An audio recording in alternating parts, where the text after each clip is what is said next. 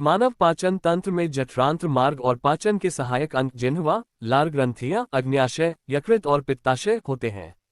पाचन में भोजन को क्षुद्र घटकों में अपचय शामिल है, जब तक कि उन्हें शरीर में अवशोषित और आत्मसात नहीं किया जा सकता।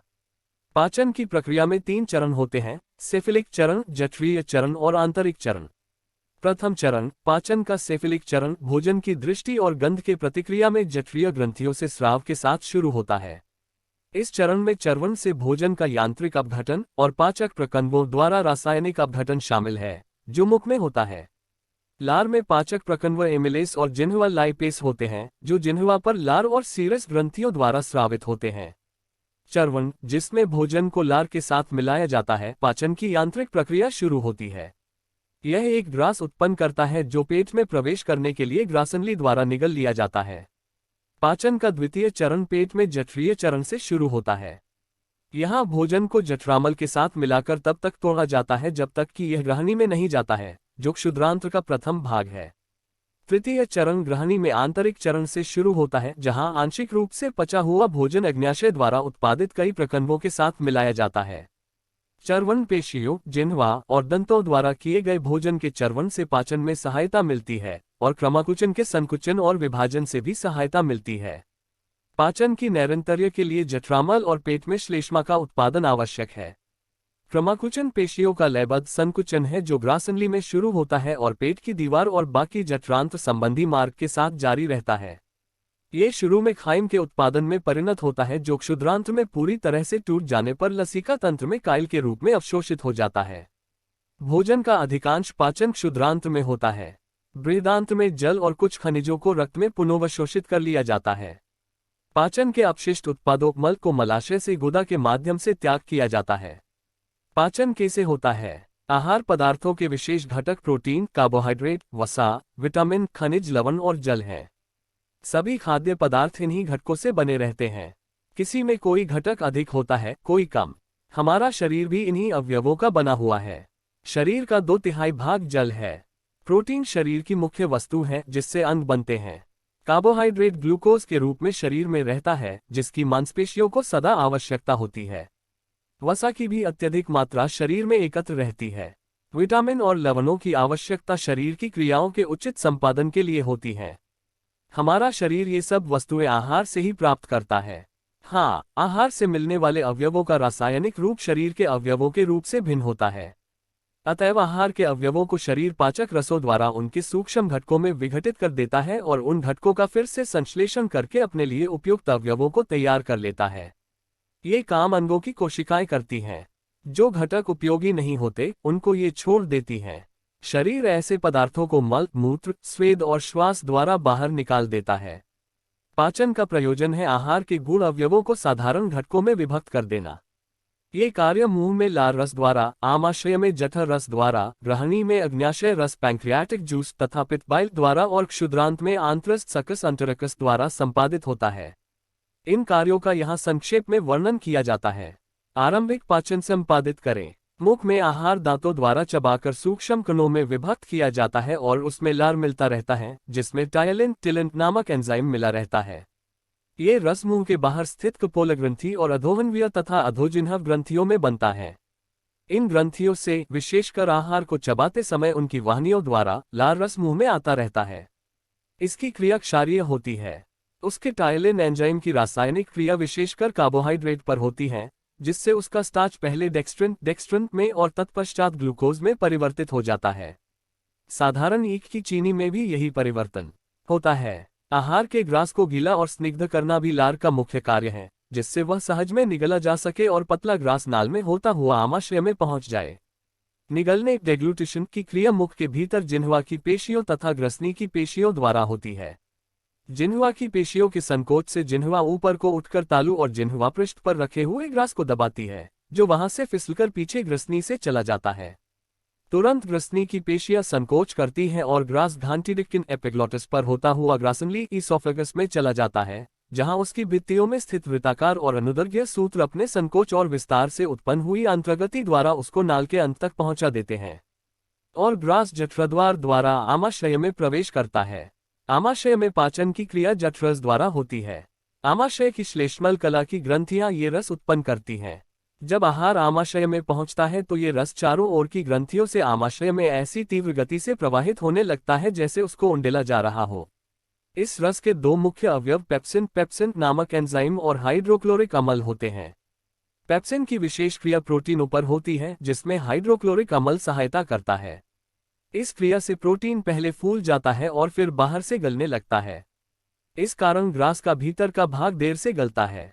इसमें लार के टाइलिन एंजाइम की क्रिया उस समय तक होती रहती है जब तक लार का सारा क्षार आमाशय के आम्लिक रस द्वारा उदासीन नहीं हो जाता।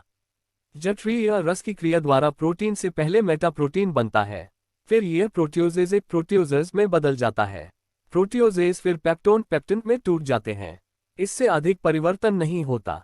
जठरीय रस में दो और एंजाइम भी होते हैं जिनको एमाइलेज एमिलेज और लाइपेज कहते हैं। एमाइलेज कार्बोहाइड्रेट को गलाता है और लाइपेज वसा को। इसमें दूध को फाड़ने वाला एक और एंजाइम रेनिन भी होता है। इसमें हल्की जीवाणुनाशक शक्ति भी होती है। जठरीय रस का स्राव मुख्यतया तंत्रिका मंडल के अधीन है। शरीर क्रिया विज्ञान के विख्यात रूसी विद्वान पावलोव के प्रयोगों ने इस संबंध में बहुत प्रकाश डाला है। उनसे प्रमाणित हो चुका है कि आहार पदार्थों की सुगंध नाक से सूंघने और उनको नेत्रों से देखने से रस का स्राव होने लगता है। यही कारण है कि उत्तम आहार पदार्थों के बनने की गंध से ही भूख मालूम होने लगती है तथा उनको देखने से क्षुधा बढ़ जाती है। जीभ पर लगाने से तुरंत खाने की इच्छा होती है। यदि आहार पदार्थ उत्तम या रुचिकर नहीं होते तो भूख मर जाती है। ऐसे आहार का पाचन भी उत्तम रीति से नहीं होता, उससे रस का स्राव भी कम होता है। जठरीय रस की क्रिया विशेषकर प्रोटीन पर होती है। मांस, अंडा, मछली, दूध के पदार्थों आदि के आमाशय में पहुंचने पर रस का स्राव होता है। नमक, बर्फ या कंकड़ आदि खाने को दिए जाए तो स्राव नहीं होगा। पाचन से अग्न्याशय, पैंक्रियास और यकृत इन दो बड़ी ग्रंथियों का बहुत संबंध है। अग्न्याशय में अग्न्याशय रस बनता है। ये बहुत ही प्रबल पाचक रस है जिसकी क्रिया प्रोटीन, कार्बोहाइड्रेट तथा वसा तीनों घटकों पर होती है। इसका निर्माण अग्न्याशय ग्रंथि की कोशिकाओं द्वारा होता है और सारे अग्न्याशय से एकत्र होकर यह रस एक वाहिनी द्वारा ग्रहणी में पहुंचता है। पित्ताशय से पित्त को लाने वाली वाहिनी इस अग्न्याशय वाहिनी से मिलकर सामान्य पित्तवाहिनी बाइल डक्ट बन जाती है। उसी के मुख द्वारा अग्न्याशय और पित्त दोनों रस ग्रहणी में पहुंचते रहते हैं। अग्न्याशयी ग्रंथि उदर में बाईं और आमाशय के पीछे स्थित है। इसका बड़ा सिर ग्रहणी के मोड़ में रहता है और उसकी पूंछ बाईं और प्लीहा तक चली गई है। इसका रंग कुछ मटमैला भूरा सा होता है। इसके सूक्ष्म भाग शहतूत के दानों के समान उठे हुए दिखाई पड़ते हैं। अग्न्याशय रस की प्रबल क्रिया विशेषकर प्रोटीन पर होती है। उससे प्रोटीन बिना फूले हुए ही घुलने लगता है। इस रस की क्रिया क्षारीय होती है। इस कारण पहले क्षारीय मेटाप्रोटीन बनती है, तब मेटाप्रोटीन से प्रोटियोज बनते हैं। प्रोटियोज फिर पेप्टोन में परिवर्तित हो जाते हैं। अंत में पेप्टोन के विभंजन से एमिनो अम्ल बन जाते हैं जो प्रोटीन के पाचन के अंतिम उत्पाद होते हैं। आमाशय से प्रोटीनों के पाचन के फलस्वरूप जो पेप्टोन आते हैं वे भी एमिनो अम्लों में टूट जाते हैं। अग्न्याशय रस के स्राव पर तंत्रिका मंडल का कोई नियंत्रण नहीं है। तंत्रिकाओं के उत्तेजन से रस की उत्पत्ति कम या अधिक नहीं होती। रस की उत्पत्ति उस समय प्रारंभ होती है जब आमाशय में पाचित आहार, जो अर्धद्रव रूप का होता है, आमाशय से पायलोरिक छिद्र द्वारा निकलकर ग्रहणी ड्यूडेनम में आता है। इस आम्लिक काइमोचाइम के संपर्क से ग्रहणी को श्लेष्मल स्तर की कोशिकाओं में सेक्रेटेंट नामक रासायनिक वस्तु उत्पन्न होती है। ये वस्तु रक्त द्वारा अग्न्याशय की कोशिकाओं में पहुंचकर उनको रस बनाने के लिए उत्तेजित करती है और तब रस बनकर ग्रहणी में आने लगता है। इस रस की दूसरी विशेषता यह है कि यदि ग्रहणी में पहुंचने से पूर्व ही अग्न्याशय की नलिका में इस रस को एकत्र कर लिया जाए तो वह निष्क्रिय रहता है। उसकी प्रोटीन पर कोई क्रिया नहीं होती। जब वह ग्रहणी में आने पर आंतरिक रस के साथ मिल जाता है तभी उसमें प्रोटीन विघटित करने की प्रबल शक्ति उत्पन्न होती है।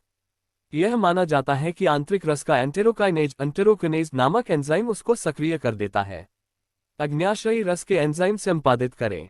ये निम्नलिखित हैं। 1. प्रोटीन को एमिनो अम्ल में तोड़ देने वाला एंजाइम ट्रिप्सिन कहलाता है। 2. एमाइलेज की क्रिया कार्बोहाइड्रेट पर होती है। स्टार्च तथा गन्ने की शर्कराएं माल्टोज में बदल जाती हैं जो आगे चलकर ग्लूकोज का रूप ले लेती हैं। 3. लिपेज की क्रिया से वसामल फैटी एसिड्स और ग्लिसरीन में विभंजित हो जाती है। 4. कुछ रेनिन भी होता है जो दूध को फाड़ता है। पित्त संपादित करें। उदर के दाहिने भाग में ऊपर की ओर शरीर की यकृत लिवर नामक सबसे बड़ी ग्रंथि है, जो पित्त का निर्माण करती है। वहां से पित्त पित्ताशय में जाकर एकत्र हो जाता है और पाचन के समय एक वाहिनी द्वारा ग्रहणी में पहुंचता रहता है। यकृत से सीधा ग्रहणी में भी पहुंच सकता है। ये हरे रंग का गाढ़ा तरल द्रव्य होता है। वसा के पाचन में इससे सहायता मिलती है। इसके अतिरिक्त पित्त क्षारीय होता है। ग्रहणी से आहार, जिसमें उसके पाचित अवयव होते हैं, क्षुदांत्र के प्रथम भाग अग्रक्षुद्रांत जजूनम में आ जाता है। इस समय वह शहद के समान गाढ़ा होता है और क्षुदांत्र में भली प्रकार प्रवाहित हो सकता है। यहाँ भी पाचन क्रिया होती रहती है। कुछ समय तक अग्न्याशयी पाचन जारी रहता है। क्षुदांत्र के रस में भी पाचन शक्ति होती है। वह प्रोटीन को तो नहीं, किंतु प्रोटियोज और पेप्टोन को एमिनो अम्लों में तोड़ सकता है। पर उसकी विशेष क्रिया डिप्सिन एमोलेज और लाइपेज एंजाइमों को सक्रिय बनाना है। पेवलोव का, जिसने सबसे पहले इस विषय में अन्वेषण किए थे, मत है कि आंतरस के मिलने से पहले ये तीनों एंजाइम अपने पूर्व रूप में रहते हैं और इसी कारण निष्क्रिय होते हैं। ट्रिप्सिन ट्रिप्सिनोजन के रूप में रहती है। एमाइलेज और लाइपेज भी पूर्व दशा में रहते हैं। जब आंतरस आग्नेयशिरस में मिलता है तो ट्रिप्सिनोजेन से ट्रिप्सिन बन जाती है और शेष दोनों एंजाइम भी सक्रिय हो जाते हैं। आंतरिक रस के मिलने से पूर्व अग्न्याशय रस निष्क्रिय होता है। क्षुदांत्र का कार्य विशेषतया अवशोषण अब्जॉर्प्शन का है। इसकी आंतरिक रचना के चित्र को देखने से मालूम होगा कि उसके भीतर श्लेष्मल कला में, जो सारे आंत्र को भीतर से आच्छादित किए हुए हैं, गहरी सिलवटें बनी हुई हैं, जिससे कला का पृष्ठ आंत्र से कहीं अधिक हो जाता है। कला की सिलवटों पर अंकुर लगे रहते हैं। इन सब का काम अवशोषण करना है। अंकुरों की सूक्ष्म रचना भी ध्यान देने योग्य है। प्रत्येक अंकुर के बीच में एक श्वेतनलिका उसके शिखर के पास तक चली गई है। यह अक्षीरवाहिनी लैक्टियल है। इसके दोनों ओर काली रेखाएं दिखाई देती हैं, जो धमनी और शिराओं की शाखाएं और कोशिकाएं हैं। ये दोनों प्रकार की रचनाएं, वाहिनियां और धमनी तथा शिराएं, बाहर या नीचे जाकर अधोश्लेष्मिक स्तर में बड़ी रक्तवाहिकाओं और वाहिनियों में मिल जाती हैं। वसा का श्लेष्मलकला द्वारा अवशोषण होकर वह अक्षीरवाहिनियों में पहुंच जाती है और अंत में रक्त में मिल जाती है। ग्लूकोज और प्रोटीन का अवशोषण होकर वे रक्तकेशिकाओं द्वारा रक्त में पहुंच जाते हैं। रक्त इन तीनों अवयवों को शरीर के प्रत्येक अंग की कोशिकाओं तक पहुंचाता और उनका पोषण करता है। 20-22 फुट लंबी क्षुदांत्र की नलिका यही विशेष कार्य है। बृहदांत्र में संपादित करें। बृहदांत्र का कार्य केवल अवशोषण है। यह अंग विशेषतया जल का अवशोषण करता है।